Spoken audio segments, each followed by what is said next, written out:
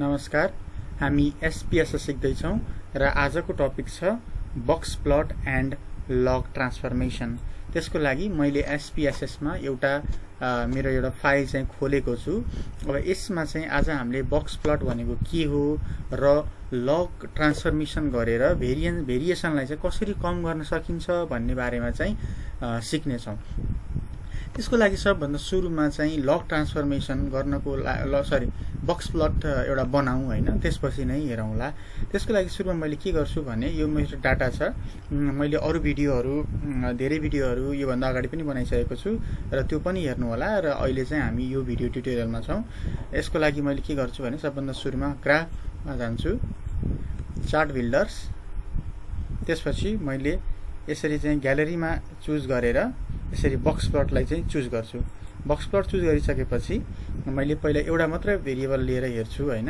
यो भेरिएबलमा लिएर गएर मैले चाहिँ एउटा चाहिँ के गर्छु भने टोटल इन्कम हैन, टोटल इन्कमलाई चाहिँ यसरी चाहिँ ड्र्याग गरेर राख्छु हैन।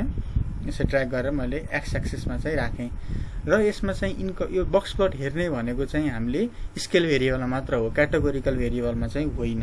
त्यही भएर स्केल भेरिएबलमा मात्रै टोटल इन्कम त के हो, स्केल भेरिएबल हो। त्यही भएर हामीले यसमा चाहिँ बक्स प्लट हेर्छौँ। अब यसलाई ओके गरिदिउँ। ओके गरिदिइसकेपछि अब हाम्रो आउटपुट चाहिँ रन भइसकेको छ। यसको लागि विन्डोजमा जाउँ र आउटपुटमा जाउँ। ल हेर्नु त, यसरी चाहिँ बक्स प्लट एउटा बिल्ड यहाँ भइसकेको छ।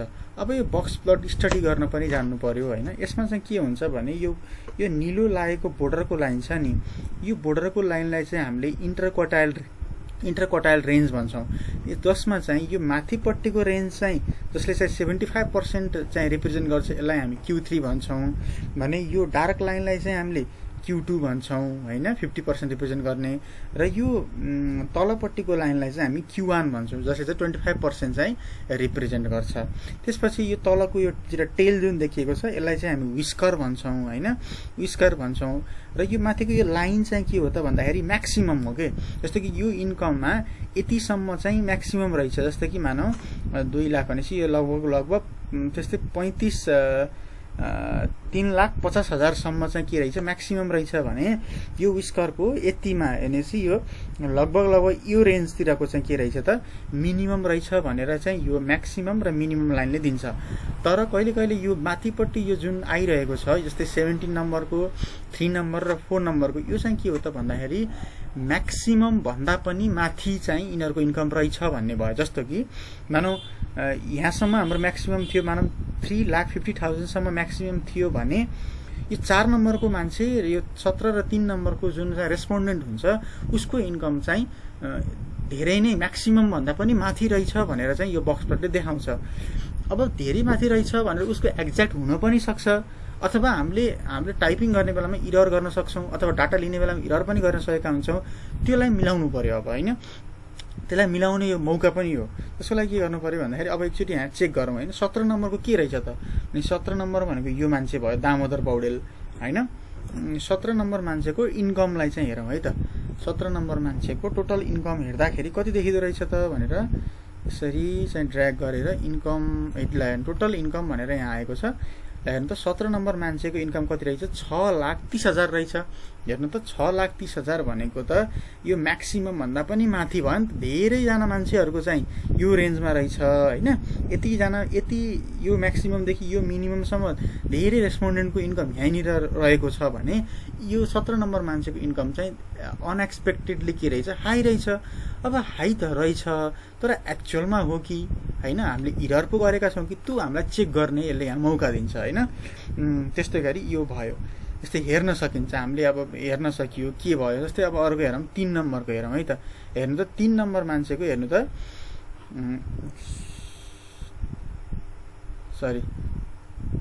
3 नम्बर मान्छेको हेर्नु त 5,95,000 चाहिँ उसको के रहेछ इन्कम रहेछ भनेपछि धेरैजना मान्छेको चाहिँ 3,50,000 सम्म थियो भने 3 नम्बर मान्छेको धेरै रहेछ भनेर चाहिँ यहाँबाट हामीले थाहा पायौँ हैन। अब यसलाई सच्याउने मौका पनि हुन सक्छ यो हैन। त्यस्तै गरी अब के गर्ने त, यो भेरिएन्स त आयो, यदि यो भेरिएन्स करेक्ट छ भने हैन यसलाई त कम गर्नु पर्यो नि। यसमा पो हाम्रो यो फाइलमा एकदमै कम डाटा छ यसमा चाहिँ जम्मा 39 वटा फाइल 39 वटा मात्रै के छ डाटा चाहिँ छ। तर हामी 39 वटा डाटा मात्रै त हुँदैन, हाम्रो लेभल अफ सिग्निफिकेन्सको अनुसार हामीले डाटाको साइज चाहिँ बढाएका हुन्छौँ हैन। जस्तै मानौँ अब त्यो पपुलेसन एन्ड स्याम्पल साइज भन्ने एउटा भिडियो छ, त्यसमा पनि मैले सबै कुरा भनेको छु, त्योबाट पनि हेर्न सक्नुहुन्छ।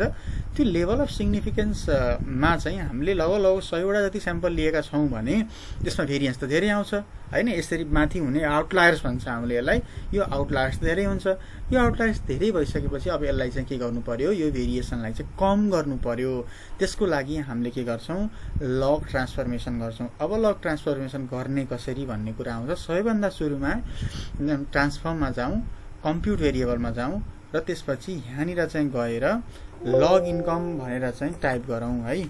लग अन्डरस्कोर इन्कम भनेर टाइप गरौँ र यसरी लग अन्डरस्कोर इन्कम भनेर टाइप गरिसकेपछि यो अलमा जाउँ र अलमा गइसकेपछि यहाँ एलएन भन्ने खोजौँ। यो एलएन भयो, यसलाई एलएनमा क्लिक गरौँ। एलएनमा क्लिक गरिसकेपछि अब हामीले के गरौँ भन्दाखेरि इन्कमलाई चाहिँ खोजौँ। यहाँनिर इन्कम खोजौँ हैन। इन्कम कहाँनिर छ त भन्दाखेरि यो रहेछ है। यसरी इन्कम खोजिसकेपछि अब यसलाई ओके गरिदिउँ। ल हेर्नु, अब यसको चाहिँ के भयो भन्दाखेरि लग ट्रान्सफर्मेसन भएर यसको भ्यालुहरू चाहिँ एकदमै अन्तिममा गएर बसेको छ, लग इन्कम भएर बसेको छ। अब हामीले के गर्छौँ भने लग इन्कमसँग लग इन्कमको बक्स प्लट एकचोटि हेरौँ हैन। इन्कमको बक्स प्लट हेरौँ। त्यसलाई के गर्नु, ग्राफ चार्ट बिल्डर्स, त्यसपछि के गरौँ भन्दाखेरि यसरी चाहिँ इन्कमको बक्स प्लट हेरौँ हैन। यसलाई यसरी क्लिक गरिदिइसकेपछि ल हेर्नु त अब के भयो त भन्दाखेरि हाम्रो यो जुन यो थियो नि, जुन भेरिएसन आएको थियो त्यो चाहिँ कम भएर यसरी चाहिँ हामीले भेरिएसनलाई चाहिँ कम गर्न सक्यौँ हैन। लग ट्रान्सफर्मेसन गर्ने भनेको के हो त भन्दाखेरि हामीले यसलाई चाहिँ कन्टिन्युअस भेरिएबलमा गर्छौँ, जसको स्केल भेरिएबल हुन्छ हैन। त्यसमा चाहिँ हामीले लग ट्रान्सफर्मेसन गर्छौँ। यो भेरिएसन जस्तै यो जुन आउटलायर्सहरू देखाएको छ नि, यो चाहिँ चार्टमा चाहिँ देखिँदैन कि, जस्तो कि बार डायग्रामहरू भयो नि त्यसमा त केही पनि देखिँदैन नि त यो कुराहरू त हैन। तर देखिँदैन त्यसमा चाहिँ यो, तर बक्स प्लटले चाहिँ देखाइदिन्छ कि, यो सबै कुराहरू चाहिँ देखाइदिन्छ र हामीले इररलाई चाहिँ के गर्न सक्छौँ, भेरिएसनलाई चाहिँ घटाउन चाहिँ सक्छौँ। यही नै हो यो लग इन्कम भनेर। यसरी चाहिँ हामीले यसलाई चाहिँ यो इन्कमको यहाँ गर्न सक्यौँ भने चाहिँ यो के भयो, Q3 भयो, यो Q2 भयो, यो Q1 भयो, यो विस्कर्सहरू भयो, यो म्याक्सिमम, यो मिनिमम। अब 7 नम्बरको चाहिँ के रहेछ भन्दाखेरि लग इन्कम नै अब यो कति भयो भन्दाखेरि 11 र 10 भनेपछि यो लगभग 10.75 हैन। 10.75 सम्म चाहिँ मिनिमम लग इन्कम रहेछ भने 7 नम्बरको चाहिँ 10 भन्दा पनि कम रहेछ। अब यसरी हेरिदिने हो भने हेरौँ, यसलाई के गरौँ, 7 नम्बर भनेको यो भयो। 7 नम्बरको लग इन्कम 9 रहेछ हैन, 9 रहेछ। अब यो हैन 7 नम्बरको 9 रहेछ भनेपछि यहाँ गएर हेरौँ। अब ल 9 भनेपछि 9 को हाराहारीमा 9.68 छ नि त। 9.68 भएको कारणले गर्दाखेरि यहाँनिर चाहिँ आएर बक्स यो बन्यो हैन। यसरी चाहिँ हामीले एकदमै लामो फाइलमा पनि कहाँनिर के भएको छ हैन, कुनैको अनएक्सपेक्टेडली चाहिँ हाई आइरहेको छ कि भनेर चाहिँ चेक गर्न सक्छौँ। जस्तै अर्को एउटा पनि यसैमा के गरौँ भने एनालाइज गरे ग्राफ गरौँ, चार्ट बिल्डर गरौँ र यसैमा पनि मैले चाहिँ यो बक्स प्लटमा हेर्छु। अब यसरी दुईवटामा चाहिँ हेर्छु। जस्तो कि मैले एउटा जेन्डर राख्छु हैन, जेन्डर राख्छु र अर्को चाहिँ लग इन्कम राख्छु। ल लग इन्कम राख्छु। पहिला इन्कम राखौँ न, पहिला इन्कम राखौँ।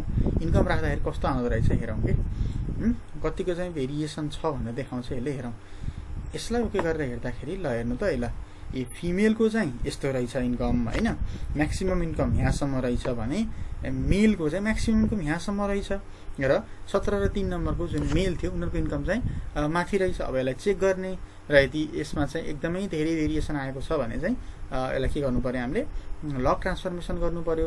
लग ट्रान्सफर गर्नको लागि केही पनि नगरौँ, हामीले लग ट्रान्सफर गरिसकेका छौँ।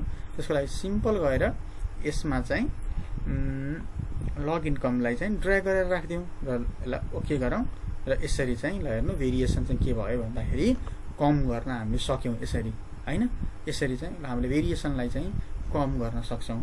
हस् त आज हामीले बक्स प्लट र लग ट्रान्सफर्मेसनको बारेमा जान्यौँ। यस्तै गरी अरू भिडियो पनि हेर्दै गर्नुहोला। धन्यवाद।